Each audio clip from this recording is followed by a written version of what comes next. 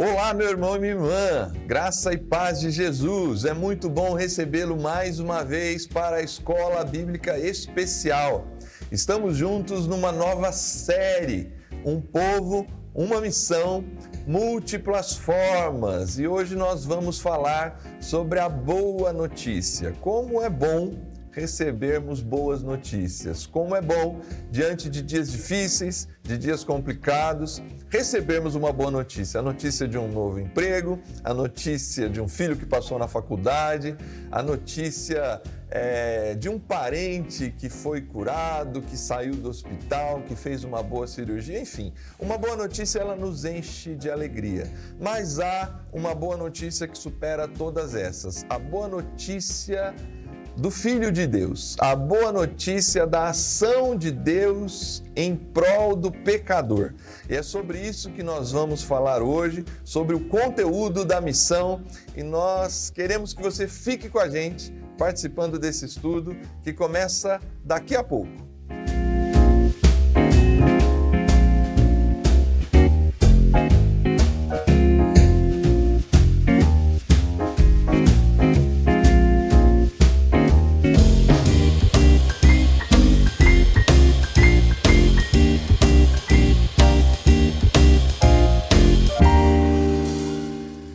Muito bem, estamos de volta e nós pedimos que você compartilhe esse link agora com seus amigos, com as pessoas que amam o estudo da Palavra de Deus, com aquelas pessoas que você tem inclusive evangelizado, conversado sobre o Evangelho de Jesus, que pode ser edificado através desse estudo e aprender um pouco mais sobre como a Palavra de Deus se desenvolve, principalmente nesse tema tão importante da missão. Nós estamos chegando nessa segunda fase dos estudos desta lição. A primeira fase, nas primeiras 4 lições, nós conversamos sobre o único povo, a unidade do povo de Deus. E desde a lição anterior, nós começamos a falar sobre a ideia da missão. Semana passada, conversamos sobre a comunidade da missão, a igreja. E hoje, o nosso tema é o conteúdo da missão. Há uma única missão e essa missão tem um conteúdo. E esse conteúdo é baseado no Evangelho que nós trataremos hoje em profundidade hoje aqui nessa lição. E para isso, nosso convidado é o pastor Willy. Pastor Willy, seja muito bem-vindo. É um prazer recebê-lo aqui mais uma vez no ambiente da Escola Bíblica Especial para conversarmos sobre esse tema. Amém, amém. Prazer é meu, pastor Júnior, estar aqui com você, estar aqui com os irmãos para a gente estudar a Palavra de Deus. Tema muito relevante dessa série de lições, né? Confesso que aqueceu o meu coração quando eu vi aqui o tema que a gente tinha para estudar nessa série. Então, estou feliz em estar aqui, que seja um tempo abençoado pela graça de Deus para a gente. Muito bem, a gente vai entrar daqui a pouco no estudo, mas antes eu tenho uma frase que, de alguma forma, ela me impactou, ela me faz refletir, pensando nas nossas igrejas locais, né? Na maneira como nós entendemos essa missão, que é a ideia assim que nós devemos, pensando numa igreja disposta a alcançar pessoas, numa igreja que tem essa disposição da missão, né? Aquela igreja que se volta realmente para tentar compreender a sua realidade, os membros que se tornam realmente discípulos de Jesus, no sentido de que se deixam ser transformados pelo Evangelho, pelo Espírito, e ao mesmo tempo entendem que discípulos fazem novos discípulos. Há uma compreensão que essas igrejas, essas comunidades devem fazer o possível para tornar os ambientes da igreja, os ambientes dos pequenos grupos, enfim, ambientes acolhedores. E que se algo ofender a pessoa, que seja o Evangelho de Jesus. Que nada o ofenda, né? A nossa linguagem, as nossas músicas, a maneira como nós recebemos as pessoas, né? Que elas se sintam assim, puxa, esse é um ambiente diferente de todos os que eu já passei. Se por um acaso ela se sentir ofendida, que seja pelo Evangelho de Cristo Jesus. Como é que você enxerga essa expressão? Eu acho extraordinária, porque, de fato, a igreja carrega uma missão intensa dada pelo Senhor, né?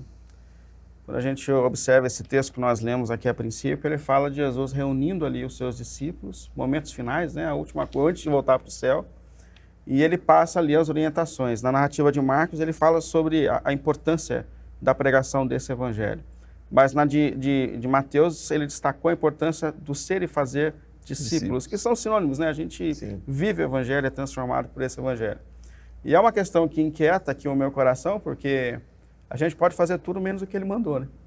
Como igreja, a gente pode fazer tudo menos cumprir essa ordem que Jesus mandou de ser discípulos, fazer discípulos, pregar esse evangelho com fidelidade.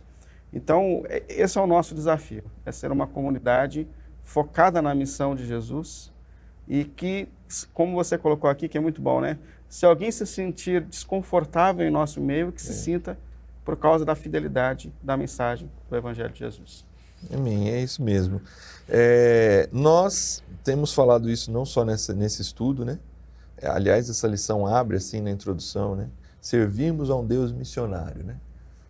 O próprio Deus está em missão no mundo. Nós compreendemos isso desde ali de Gênesis. O envio do Filho, essa encarnação do Filho de Deus, né? O próprio Deus entre nós, habitando entre nós, e essa própria encarnação, ele se identifica com o ser humano, e nessa identificação é que vai ficar clara a boa notícia. Talvez a gente já tenha o que a gente chama de proto-evangelho em Isaías, né? Em Isaías, principalmente no profeta Isaías. Sim. Nós começamos a ter um pouco de clareza disso.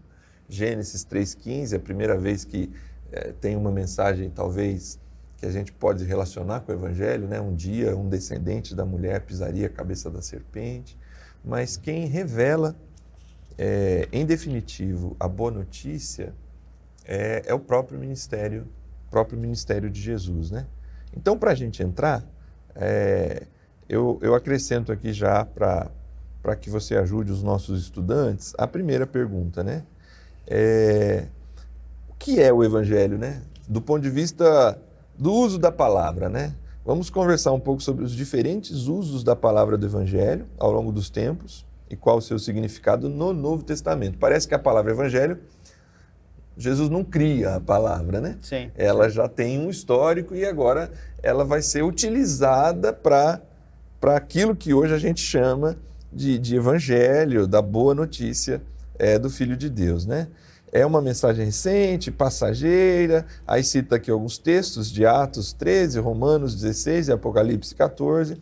Enfim, Pastor Willy, vamos conversar um pouco então sobre a palavra evangelho. Bom, então a princípio sobre o termo, né, a palavra no grego.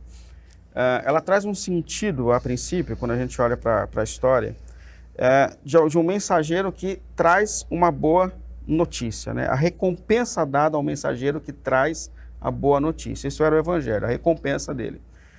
Depois a gente percebe que também é uma conotação com os sacrifícios que eram feitos aos deuses por boas novas ou por boas coisas recebidas. Então já foi uma oferenda talvez aqui dada por aqueles que tinham ali a sua divindade ainda no paganismo. Mas em terceiro, essa palavra também é usada nesse contexto para falar da própria boa notícia. Ou seja, por fim, o evangelho acaba sendo a boa notícia. Jesus se apega dessa última possibilidade de interpretação. Então, o que a gente pode dizer é que evangelho é a boa notícia. É a boa notícia. Talvez a questão é, qual é a boa notícia? Né? Isso. Qual é a boa notícia? E a boa notícia é que Deus estava em Cristo se reconciliando com o mundo. A boa notícia é que, apesar de dos nossos pecados, das nossas imperfeições, Deus decidiu continuar nos amando ao ponto de dar a vida do Filho dele por nós na cruz para a redenção dos nossos pecados. Essa é a grande boa notícia que nós recebemos da parte de Deus. E há uma outra dimensão aqui na pergunta, né? Essa mensagem da boa notícia do Evangelho, ela é nova, né? Ela é recente, ela começa só em Jesus. E é uma questão importante, por que não, né? A gente percebe que o Evangelho é a mensagem, mas é uma mensagem já da eternidade, é um plano de Deus, mesmo antes da nossa existência. Sim. Não é uma mensagem para essa geração, para esse tempo. Se a gente pegar aqui alguns textos que foram citados para referência, no Apocalipse 14, ele fala de um evangelho que é eterno. Não é um evangelho que começa a partir de Jesus Cristo, mas É o evangelho que faz parte do plano eterno de Deus para a redenção do ser humano em estado de queda. Se a gente fosse pegar mais textos que foram usados aqui, Paulo fala em Romanos 16, 25, que ele esteve oculto, esse evangelho. Mas em Cristo a gente tem a revelação plena desse amor de Deus, dessa graça de Deus, que faz parte de um plano eterno de Deus. Jesus, segundo o Apocalipse 13, 8, é o Cordeiro de Deus, o morto, já desde a fundação do mundo. Então, para a gente é uma boa nova notícia, mas para Deus é um plano que se estende desde a eternidade, né? A gente tem que dizer que o pecado e a queda não pegaram Deus de surpresa. Deus já tinha na eternidade um plano para a nossa salvação e para a nossa redenção. Muito bom. Eu gosto também de relacionar a palavra, principalmente no contexto em que Jesus está, né? Sempre é interessante, né? Quando a gente quebra o preconceito com a palavra contextualização, né? O quanto Jesus e os próprios apóstolos utilizam muito bem a palavra dentro do seu contexto, porque não está aqui, né, pela limitação das páginas, né? Sim, sim. Mas você tem no Império Romano a ideia do queriço, né, daquele que proclama a chegada do Império num recanto geográfico ali, quando o Império Romano chega a uma província, a um lugar e domina aquele lugar, um arauto, ele proclama as boas novas da chegada do César, né? Do Senhor, do Kyrios. Ele proclama que agora aquele lugar é dominado por César. E para o Império, talvez para quem está recebendo ali, nem sempre, mas muitas vezes realmente é um evangelho, é uma boa notícia, porque talvez havia um outro tirano dominador ali, e o Império Romano traz algum tipo de ordem, uma ordem social, ainda que com problemas, mas ela traz uma ordem. Fazer parte do domínio de César traz alguma segurança. Então, eu penso que o Evangelho também se apropria dessa ideia de fazer esse contraponto do verdadeiro Senhor que agora está implantando o seu reino, né? É tanto o lugar do Filho de Deus ocupando o nosso lugar, esse reino que é diferente de todos os outros reinos, né? O Senhor Jesus, ele chegou. E essa é uma mensagem, essa é a boa notícia suprema. Então eu penso que tanto Jesus quanto os apóstolos se apropriam desse contexto também na utilização da palavra evangelho, né? Sim, é poderoso isso. Por isso que é o evangelho do reino, né? Isso. O evangelho que traz, mistura esse mundo em estado de queda com os valores do reino de Deus. Extraordinário, é justamente isso. Essa boa notícia. A expectativa que a gente percebe de Israel, a princípio, ela é mais política, né? Sim. Ela é mais política. Sim. Né? Por isso que é difícil para eles entenderem essa questão da boa notícia de um rei que ainda vem discretamente. Né? Isso. Vai invadindo essa nova realidade. Mas para quem entende a mensagem do reino e entra no reino, ela é uma mensagem poderosa demais.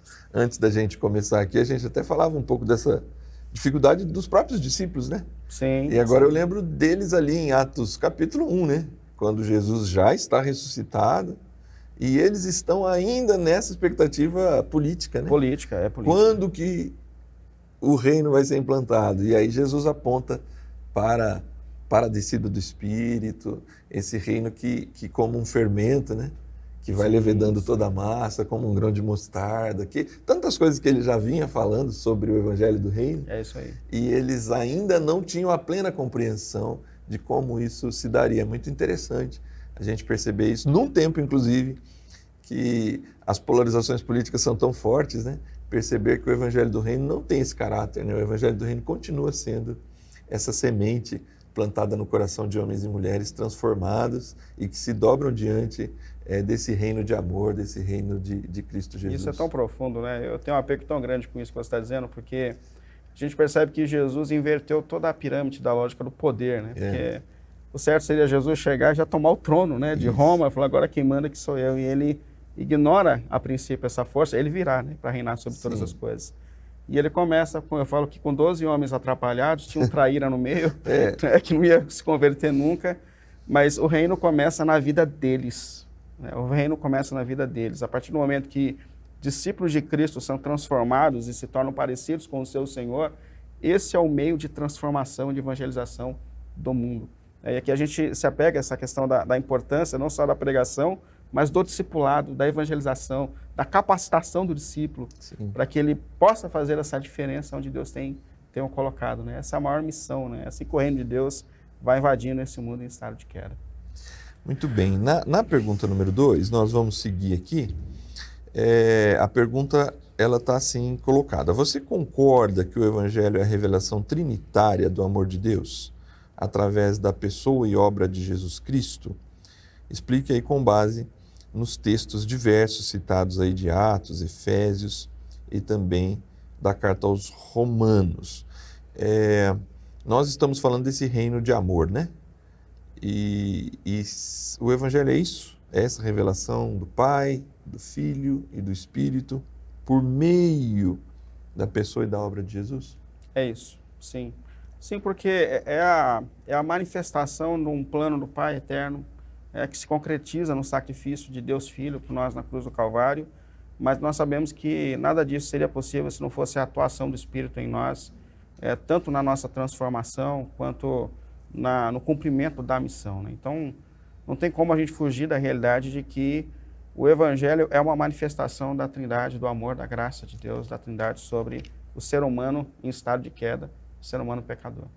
O apóstolo Paulo ele fala, né, desse privilégio que é ser uma testemunha desse Evangelho do amor de Deus.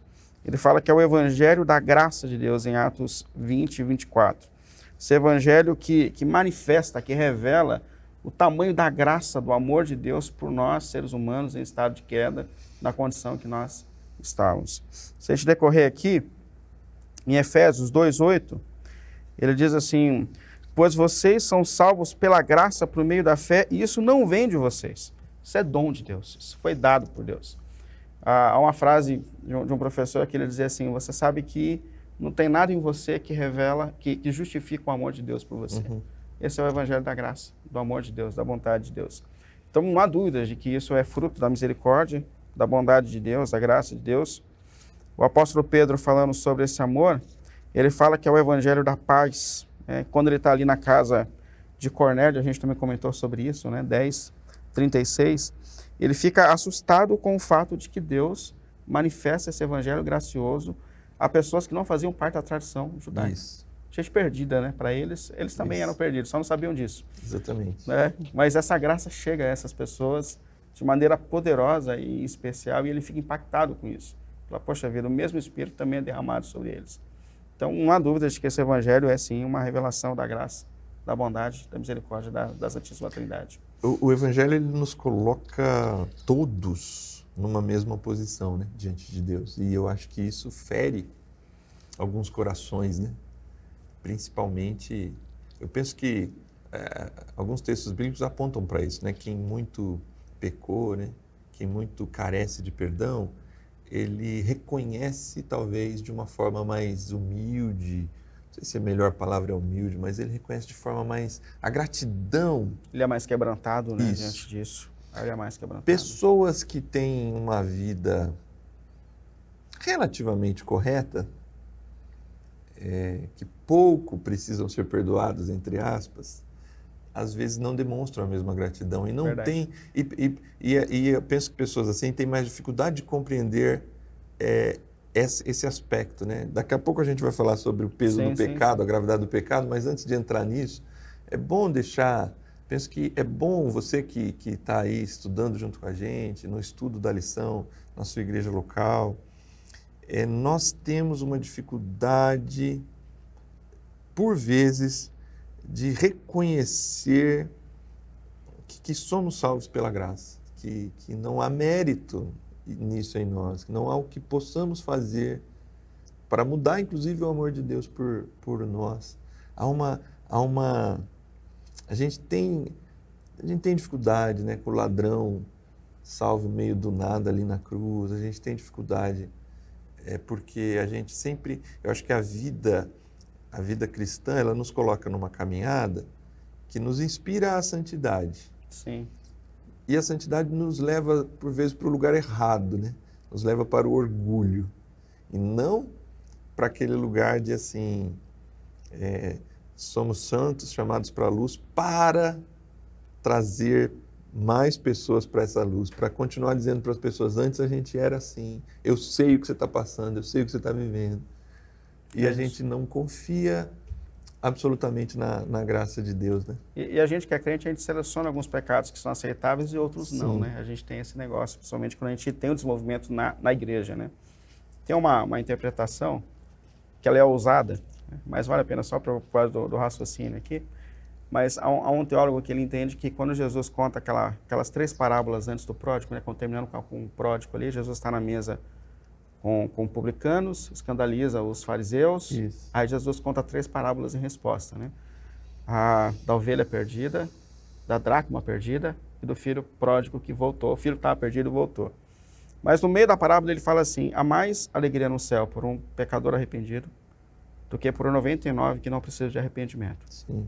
A minha interpretação comum há uma festa no céu quando alguém levanta a mão e aceita Jesus, e de fato é. Mas esse comentarista, ele coloca que o foco ali não está nesse que se arrepende. O foco está nos 99, que não precisam de arrependimento.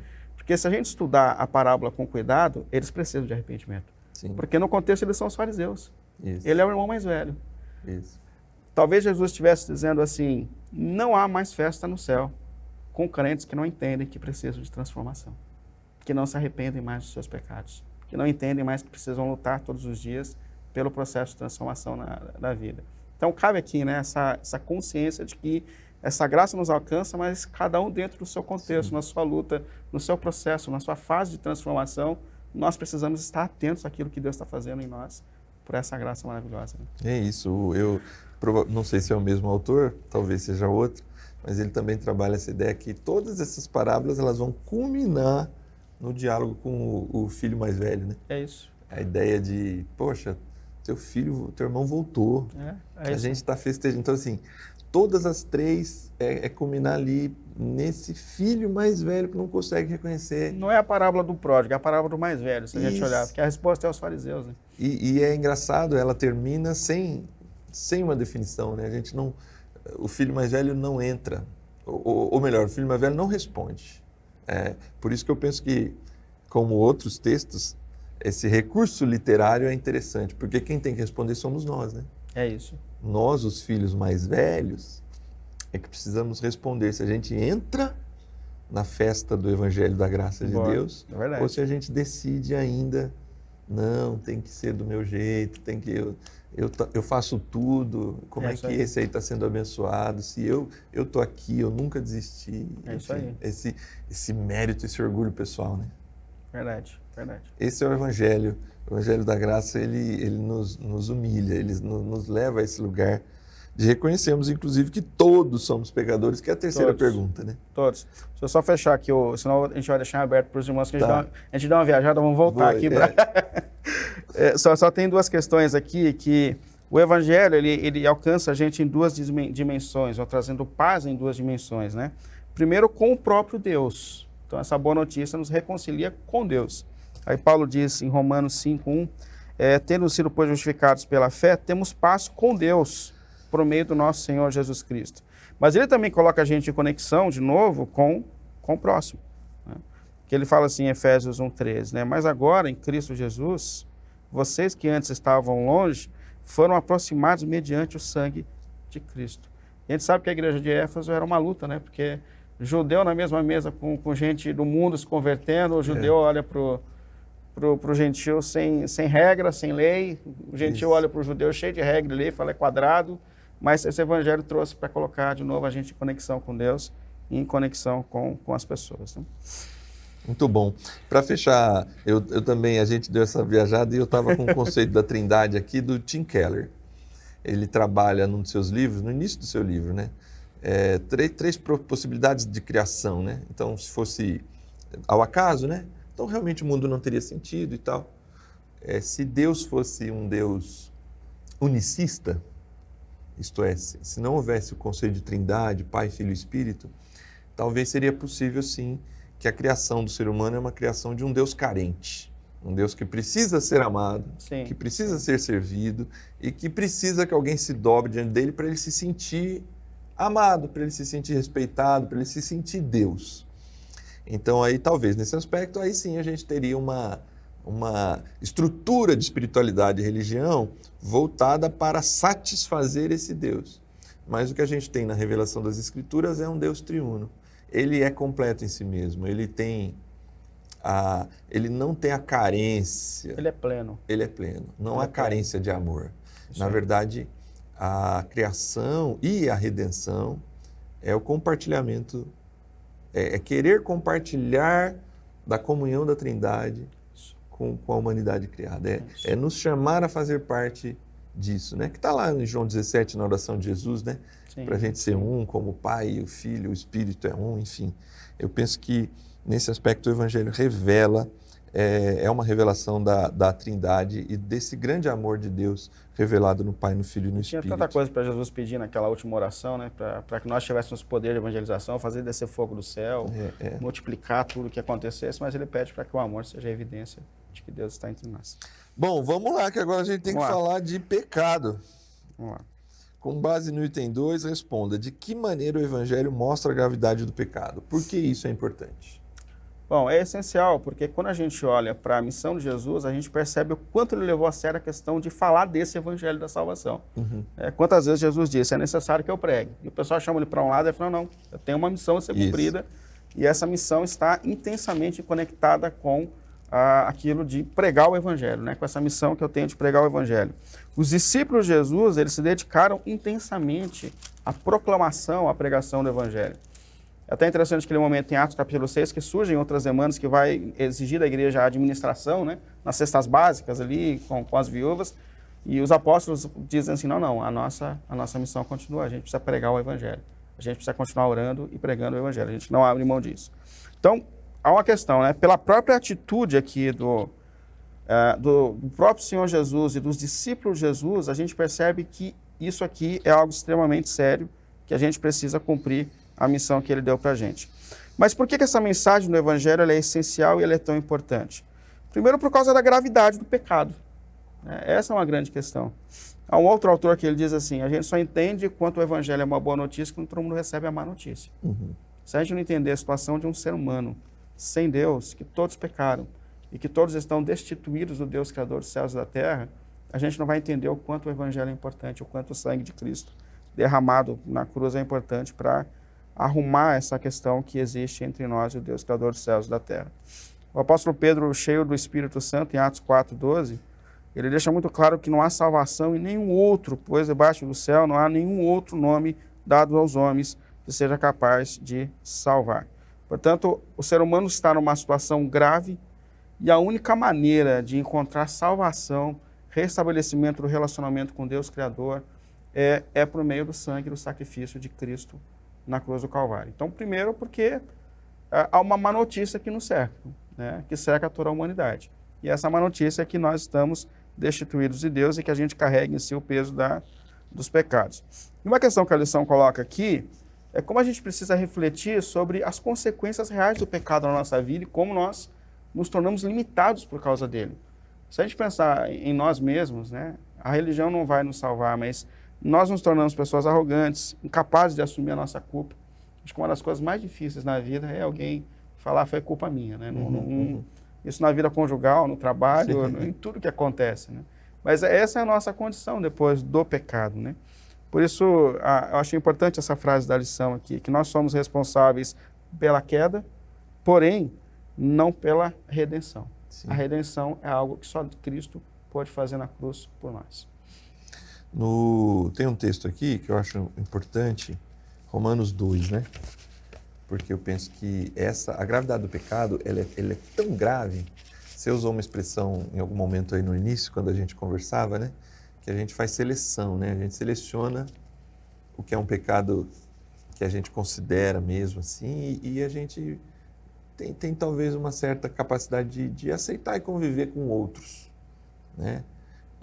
E o Romanos 2, Paulo, na verdade, Romanos 1, 2 e 3, né? Ele vem construindo a gravidade do pecado, né? E no 2 ele chega naquele ponto assim, portanto, quando julgas, és indesculpável. Aqui ele gastou o capítulo 1 para falar provavelmente do gentil, né? Daquele Sim. que vive sem Deus e longe de Deus. Aqui ele passa a olhar um pouco para o judeu, aquele que vive debaixo das promessas de Deus, da aliança de Deus, né? E aí ele diz assim: quando julgas és indesculpável, ó homem, sejas quem for, pois te condenas naquilo em que julgas os outros, pois tu que julgas praticas os mesmos atos. Mas nós sabemos que o julgamento de Deus é de acordo com a verdade contra os que praticam tais atos. E tu, ó homem, que julgas os que praticam tais coisas, mas faz o mesmo, pensa que escaparás do julgamento de Deus? Ou desprezas as riquezas da sua bondade, tolerância e paciência, ignorando que a graça de Deus te conduz ao arrependimento? Mas segundo tua teimosia e teu coração que não se arrepende, acumulas ira sobre ti no dia da ira e da revelação do justo julgamento de Deus. A gravidade do pecado, ela alcança pessoas boas e más, vamos pensar assim, né? Do ponto de vista humano, né? A gente tem às vezes aquela compreensão, essa pessoa é tão boa, né? Só faltava ser crente, né? Alguns de nós a gente usa essa expressão, né? E parece que essa bondade seria algo que o levasse diante de Deus, né? Mas parece que não há nada que nos leva diante de Deus senão o próprio Evangelho. Então, e aí eu penso que é uma leitura importante para as igrejas locais, né? Para a gente fazer um diagnóstico das nossas comunidades, né? É óbvio que Deus se afasta do pecado e que o pecado precisa ser condenado. Mas enquanto discípulos de Jesus, a nossa missão diante disso é apresentar o Evangelho da graça. A má notícia, a boa notícia ela é melhor reconhecida quando a má notícia fica bem clara, né? Não, nós não estamos na condição de falar esse pessoal que é pecador, queremos longe da gente. Deus realmente se afasta do pecado, mas nós somos convidados a ir até o pecador, a conviver com essas pessoas, porque a gente está na fase da missão, de anunciar essa boa notícia, inclusive e principalmente para os pecadores dos quais nós fazemos parte. Isso aí. E essa urgência da questão, eu acho que eu falei isso lá no começo, na minha percepção, no meu ministério, pelo menos, tem me feito repensar tudo. A gente agoniza, né? Alguém que eu estudo, que fala sobre a missão de discipular, ele fala que quem descobre é o primeiro a sofrer. E a gente sofre quando a gente percebe que a gente pode fazer tudo, menos o que Jesus mandou. Às vezes, quando a gente olha para essas palavras finais de Jesus, como essa que nós estamos estudando aqui, a impressão que dá é que Jesus deu opções para a gente. Né, só, Júnior, você é pastor de uma igreja local, aí ele chama ali o Pedro no final da sua jornada e diz assim: Pedro, trouxe um projetinho de igreja para você. Aí Pedro olha para ele e fala assim: ó, Senhor, desculpa, o senhor sumiu 3 dias, a gente reuniu o conselho, a liderança, e a gente já preencheu a agenda por ano todo, então a gente tem evento para o jovem, para o velho, para o homem, para a mulher.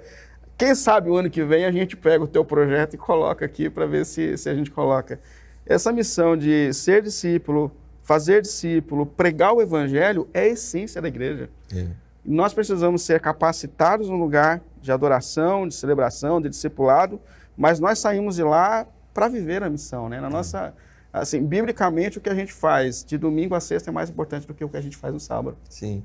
Essa conexão intencional, né? A gente também conversou sobre isso antes, mas eu preguei até sábado passado, então vamos segurar a opção. Depois que a gente vira pastor, a gente fala muito. Antes eu falava pouco. Mas eu acho interessante quando Pedro diz lá no 2º capítulo da primeira carta, né? A gente está estudando Pedro, ele fala assim: vivam entre os pagãos de maneira exemplar. Vivam entre eles. Vivam entre eles. A gente não é igreja fazendo um clube para acolher e deixar todo mundo confortável da própria igreja. Nós somos um povo em missão na história. Isso, diante da urgência da mensagem, a gente tem que repensar muita coisa. É isso. A última questão acho que caminha nessa direção. Vai lá.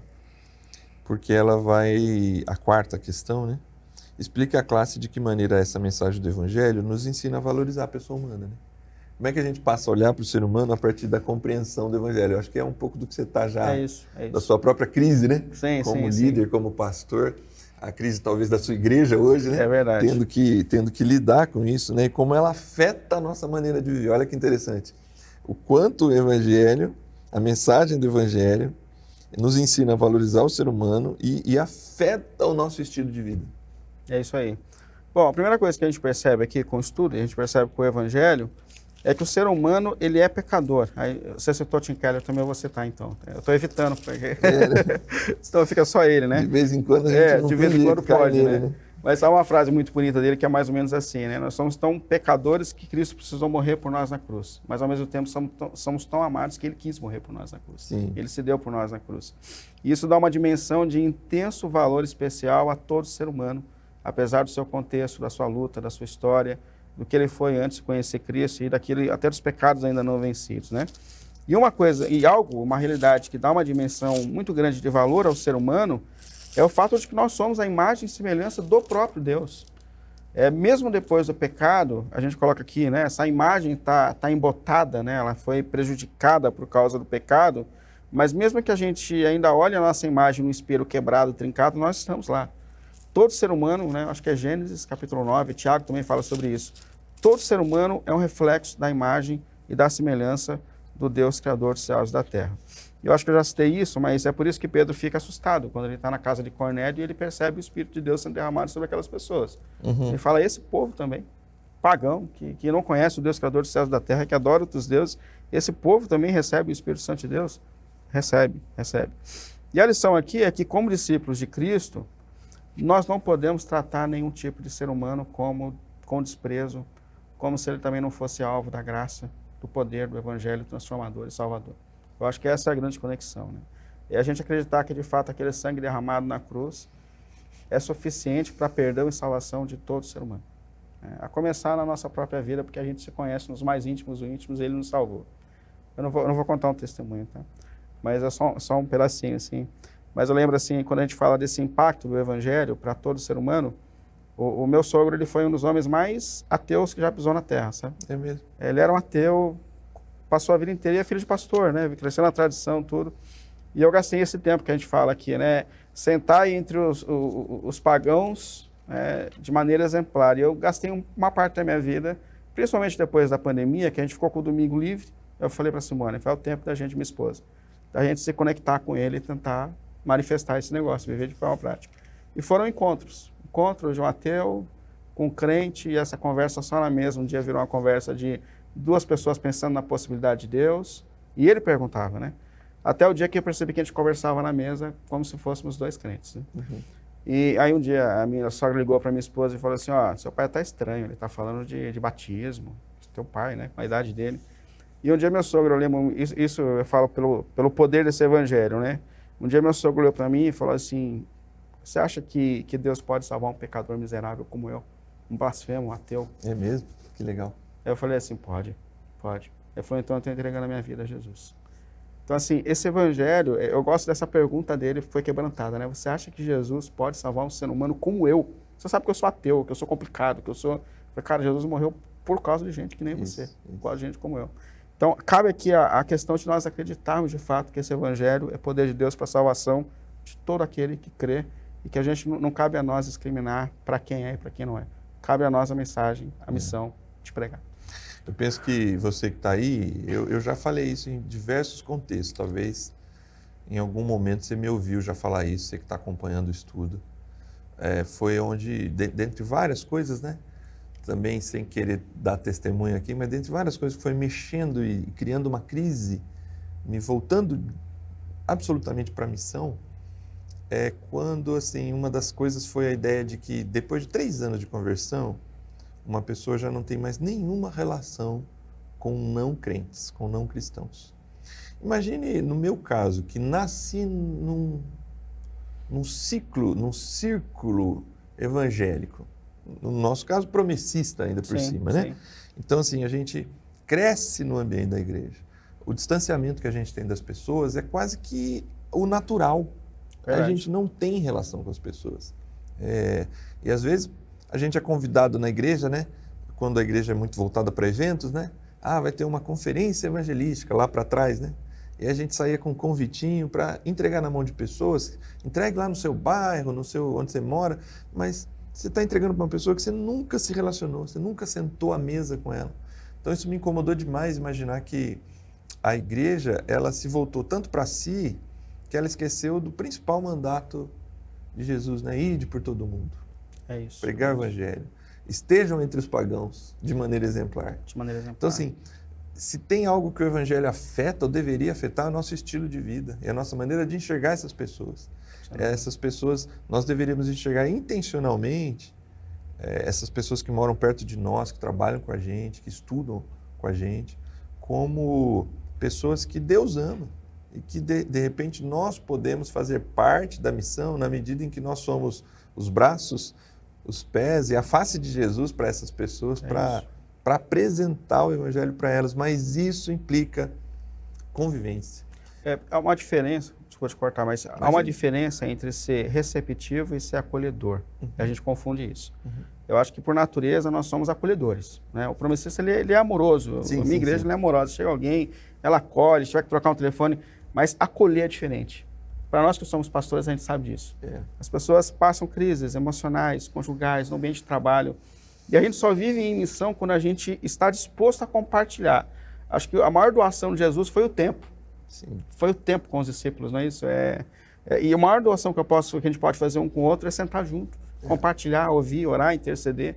Então, essa conexão intencional ela é essencial para a missão. Não tá nos textos da lição, né? Mas eu acho que ele ajuda a pensar. 1 Coríntios 9, Paulo mesmo, né? Falando, pois sendo livre de todos, tornei-me escravo de todos para ganhar o maior número possível. A partir do verso 19 do capítulo 9 da primeira carta de Paulo aos Coríntios. Verso 20, para os judeus, tornei-me judeu para ganhar os judeus. Para os que estão debaixo da lei, como se estivesse debaixo da lei, embora eu não esteja, para ganhar os que estão debaixo da lei. Para os que estão sem lei, como se estivesse sem lei, não estando sem lei para com Deus, mas debaixo da lei de Cristo, para ganhar os que estão sem lei. Para os fracos, tornei-me fraco, para ganhar os fracos. Tornei-me de tudo, para com todos, para de todos os meios vir a salvar alguns. Faço tudo isso por causa do Evangelho, para dele me tornar co-participante. Eu costumo, quando eu leio esse texto, assim, para mim só há duas conclusões. Ou Paulo é de uma hipocrisia tamanha, Sim. porque ele se torna de tudo para com todos para salvar alguns. O judeu está fazendo tudo, né, de judeu. Então, como claramente a gente sabe que Paulo não é um hipócrita, o que a gente vê aqui é um homem que compreendeu o Evangelho de tal maneira, porque a conclusão é essa, eu faço assim, eu vivo assim, por causa do Evangelho, para me tornar co-participante. Então, assim, eu vou até a pessoa, eu crio essa empatia, eu tento entender quem ela é, eu tento entender quais são os valores dela, da lei, sem lei, fraco, forte, e eu vou me relacionar com essa pessoa, eu vou ir ao nível dessa pessoa e a partir desse ponto é que eu vou tentar apresentar o Evangelho para ela. Incrível, incrível. Mas é essa a conexão. Muito interessante. Muito bom, muito bom. Bom, Willy, valeu, viu? Foi muito bom o nosso papo aqui. Nós estamos chegando ao final desse estudo. As aplicações do tema apontam para dois aspectos. Em missão, proclama o Evangelho. Sim. Essa ideia de que nós temos que proclamá-lo, né? Falar sobre o Evangelho. Eu penso que eu deixo aí os comentários finais para você também e depois orarmos juntos aqui. Eu penso que é tanto falar quanto viver, né? O Evangelho, você fala e vive, né? Há uma expressão também de um autor missionário que ele diz assim, pregue o tempo todo, né? E se preciso, use palavras, né? É isso aí. E em missão, defenda o Evangelho, né? A ideia de viver isso de tal forma, com fidelidade, e ser defensor do Evangelho de Jesus, né? Ser defensor do Evangelho de Jesus, para mim, passa muito por reconhecer que somos todos pecadores e que a gente precisa levar esse Evangelho à frente, essa centralidade de Jesus, né? A lição termina nessa direção, né? Isso impacta a igreja local, os seus programas, impacta o nosso estilo de vida pessoal como discípulo de Jesus, né? Porque eu penso que o Evangelho também cria isso, né? A gente não depende dos programas da igreja, ou não deveria depender, né? Cada discípulo de Jesus, encarnando o Evangelho, ele é por si só alguém que leva essa missão à frente, né? Assim que essa lição termina, pensando no conteúdo, deixo para você aí os últimos comentários e ao final a oração. Muito obrigado da sua participação. Amém, amém, amém. Eu acho que você fechou já de forma extraordinária. Dá para a gente orar. Satisfação estar aqui, pastor. Quer orar? Vamos orar. Pode orar. Deus querido, a gente se coloca diante da missão que o Senhor tem nos dado, Senhor. Missão extraordinária, que é um privilégio, como disse o apóstolo Paulo, de viver como os discípulos de Cristo no mundo, na história, para que a gente possa viver e manifestar esse evangelho ao maior número de pessoas, Senhor. Por isso nós nos colocamos diante de Ti, Senhor. Como discípulos, pedimos que essa transformação necessária comece nas nossas vidas, na nossa jornada e no nosso testemunho, Senhor. Nós intercedemos pelas nossas comunidades locais, Senhor, para que essas comunidades a cada dia mais se alinhem a partir da missão que o Senhor tem nos dado, Senhor. Que nós estejamos sensíveis nessa capacitação de pessoas, mas nessa manifestação do Seu Evangelho, aonde e como o Senhor tem nos colocado, Senhor. Nos ajude, Senhor, a viver todos os dias em missão, para a glória e para louvor do Teu nome, onde nós temos sido colocados pelo Senhor. Assim nós oramos, pelo nome de Jesus. Amém. Obrigado, pastor Willy. Amém. Obrigado você que nos acompanhou até aqui. Espero que esse estudo tenha sido proveitoso para a sua vida, para a vida da sua igreja local. E a gente se encontra na semana que vem. Vamos continuar a falar sobre a missão que Deus nos deu, a única missão, olhando ela por tantos aspectos. Já olhamos a igreja, olhamos o conteúdo e vamos continuar nessa linha a partir da semana que vem. A gente espera você.